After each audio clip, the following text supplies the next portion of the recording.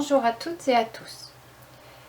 Les principales références officielles concernant les parents sont le bulletin officiel numéro 31 du 31 août 2006 sur le rôle et la place des parents à l'école et le bulletin officiel numéro 38 du 17 octobre 2013 sur les relations école-parents, renforcer la coopération entre les parents et l'école dans les territoires.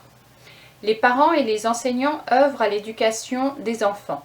Les parents sont membres de la communauté éducative, comme le précisait déjà la loi d'orientation de 1989. Voici les points principaux abordés par le bulletin officiel du 31 août 2006.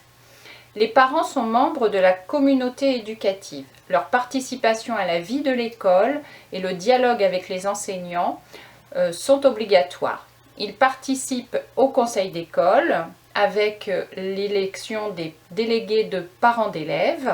Il y a autant de parents délégués que de classes dans l'école. En conséquence, l'école doit assurer le droit d'information et d'expression qui est reconnu aux parents et doit reconnaître également les droits des associations de parents d'élèves. Lors du premier conseil d'école, les conditions d'organisation du dialogue avec les parents sont évoquées. Les parents sont régulièrement tenus informés des résultats et du comportement de leurs enfants. Je cite, « L'autorité parentale est un principe exercé conjointement par les pères et mères, quelle que soit leur situation, mariés ou non, séparés, divorcés, etc.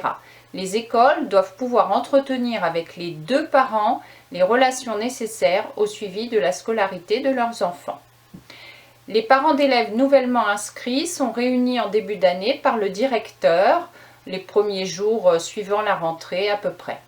La liste des associations de parents est affichée et les heures de réunion de parents d'élèves doivent tenir compte des contraintes professionnelles de ces derniers.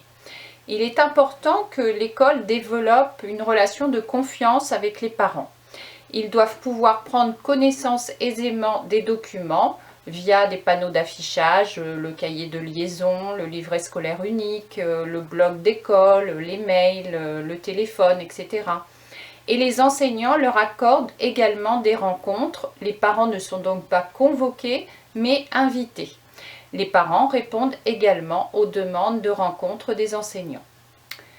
La coéducation. La coéducation a pour objectif la réussite de tous les enfants. Depuis 2010, la mallette des parents fournit aux parents des ressources afin de renforcer la confiance entre parents et école.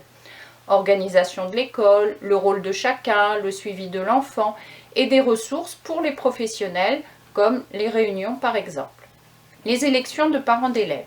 Tous les ans, avant la fin de la 7e semaine de l'année scolaire, les parents d'élèves élisent leurs représentants au conseil d'école.